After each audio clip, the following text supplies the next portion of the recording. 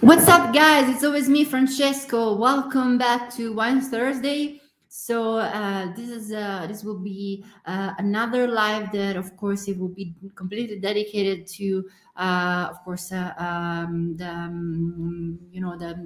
update about this vintage, of course. But we decided to do something a little bit different compared to the two last Wine Thursday that we did. So of course, the other two times we, again, as I told you, we basically completed. We just talk about this vintage, this harvest. But during this live, I want actually to speak about also older vintage, of course, older vintages. I'm sorry. Of course, probably many of you already know that Katarina Anderson, the lovely Katarina, wrote a beautiful, beautiful article for our blog. She's, of course, a wine writer, wine judge, sommelier. And she wrote a fantastic article about older vintages. So I will give you a very small update about the harvest. Of course, it's proceeding very, very, very, very good. Actually, we are so happy. I show you the last time some pictures of the grapes. You saw it was, of course, they are very, very, very healthy, very good. And actually, the vintage. We're very, very, very satisfied. Didn't start it that well. We already discussed about it. It was a very unbalanced kind of weather, but the fruit are amazing, and even fermentation is going on, proceeding quite well. And so we're very, very, very happy about it. And I spoke with Ilaria today, and she also told me that she's very, very satisfied about how's it going, the fermentation and so on. So of course, that's not guaranteed of anything, but of course, when you start this way, usually it will be an amazing vintage. So I would like, as I told you, to speak a little bit more about also older vintages. And of course, I will mention the article that Katharina wrote, and I will also tell you some of my personal opinion. I tasted few of this wine, I tasted few of those vintages. And I think actually these are probably the best for Montemaggio, for Fattoria di Montemaggio. We need always, when we speak about vintages, we need always to clarify that it's not about, when we speak about a good vintage, it's not only something that it's about an area. We can have amazing vintages that are in general good for everybody, but there are some other vintages that maybe are a little bit more difficult from the point of view of the climate, but maybe you're going to produce anyway an amazing wine. Just because, of course, you work pretty well. And actually, in a bad vintage from the climatic point of view, you're not allowed to produce a bad one. If you work in a proper way, especially in the vineyard, if you increase the resilience of the vineyard, if you work in the proper way, you're going to have anyway fantastic fruit that are going to produce amazing wine. Maybe you will produce less. That's, of course, something that can happen. We will see that also in our journey today through all the best vintages that we had here. But actually, you're going to produce anyway an amazing wine. That's the idea. So when you approach to a wine, always consider that the specific vintage in which that specific wine was produced. Of course, it was the product of many different factors, right? So it's very hard to generalize, telling, okay, that vintage was good for everybody. You should consider the specific vineyard, the specific winery. So every vineyard has a microclimate. It's a unique word. So you need to do your research and also to speak about with the producers. That's, of course, something I always said to you. You need. Nowadays with the internet, it's so simple. With a click, you can just get all the information. Again, as I told you, not all the vintages that are considered in general amazing are amazing for everybody, and not all the vintages are generally considered are let's say bad for everybody. You you can produce anyway amazing wine. So let's start. Let's dive into the argument. Of course, again, I will mention the Caterina article, just a few part, of course. If you are interested, of course, the link it will be in the comment section, so you can go and you can check it. So let's start with 2006. 2006, Ilaria's claimed that was an amazing vintage for Fattoria di Montemaggio. It was a very warm year with rain in the right moments. That, of course, resulted in an amazing concentration of fruit and a very good balance. She says also that we did an amazing, careful selection of the grapes that contributed to the quality of the wine in general. I mean, this is something that we generally do. I mean, even this vintage, we did that. But of course, in 2006, it was particularly this way because they really wanted to, try to just, to have the best from that what they were doing, of course, as we're doing in all the vintages in general anyway. So one spectator, this is of course something that I'm quoting the Caterina article. One spectator quoted Carlo Ferrini in an article saying that the quantity was very good in 2006, but actually that might have depended on the area in question. So Ilaria actually says that we have less quantity at Fattoria Montemaggio, but again, the quality was extremely beautiful, extremely important. And actually, I think this is something that can happen pretty frequently because quantity and quality, they never goes together. Oh, perfect. Caterina also left in the chat the article. Thank you so much, Caterina, and thank you again for that beautiful, interesting article. So for all of you, it's in the comment section here.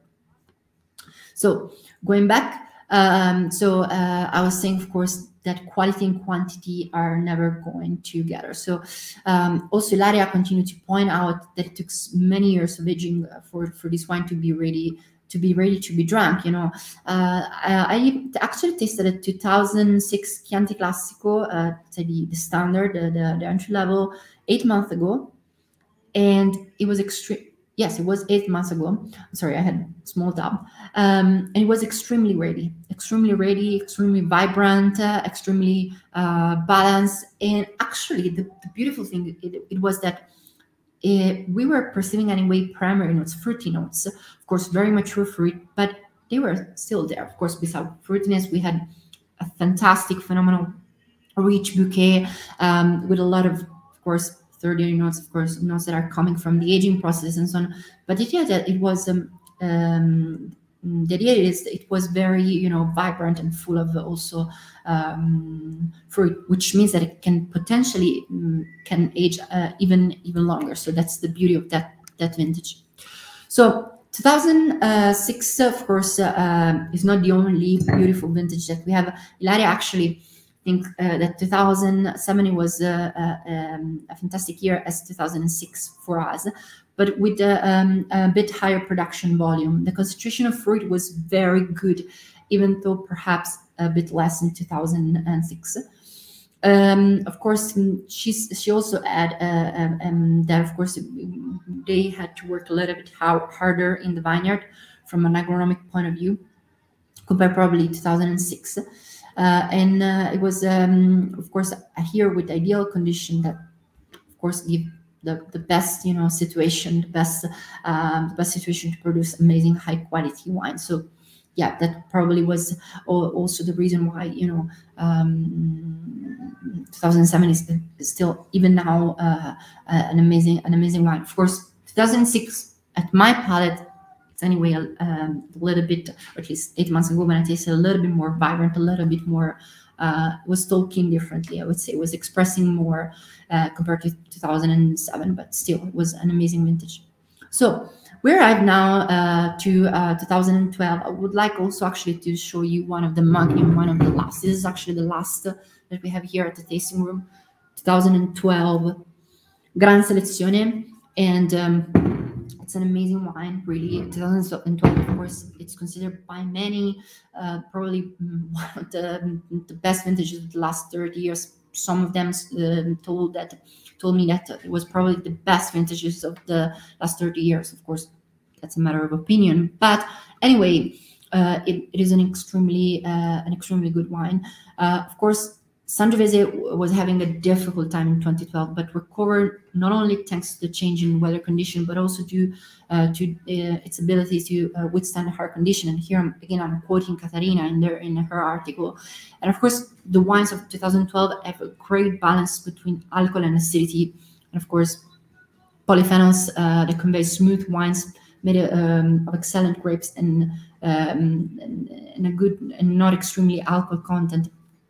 And that actually we are reporting in this sentence what the Chianti Classico Consortium said about it. Ilaria actually thinks it was another very good vintage. Probably, she says, not as great as 2006 and 2007.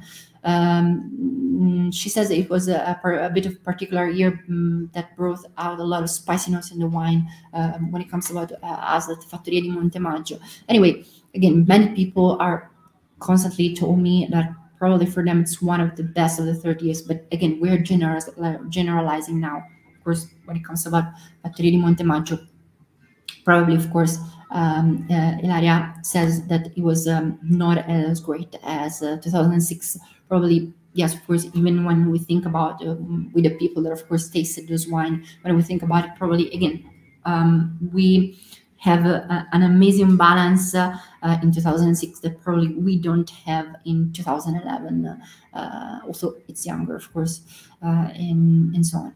Anyway, let's proceed, and we are going to arrive to 2015. Actually, I'm drinking now 2015 Chianti Classico now, and this is what we have now in the market.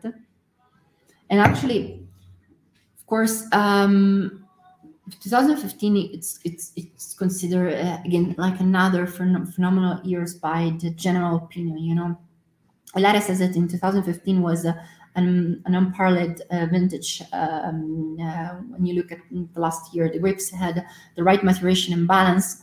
Furthermore, the rain came at the right moments of the year.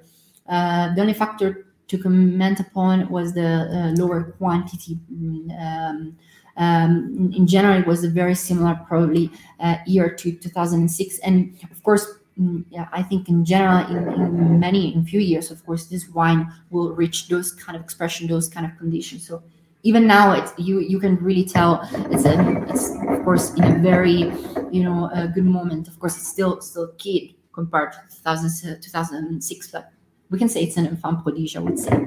Of course, you have this beautiful expression, lots of red berries, a lot of red fruits, cherries, a little bit of violet, lots of leather notes, beautiful minerality overall. And when you drink it, it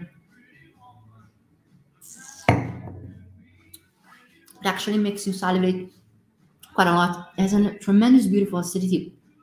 And the beauty of this wine is that it's an amazing versatile wine. You can have it with so much different type of food, so much diversity in terms of food. Even with fish, it can be with a very fat fish, of course. It can really be a wine that will give a lot of satisfaction. So, and finally, we arrived to the last vintage that we're going to mention in this live, which was 2016. Probably it was just exceptional as the 2015, 2016.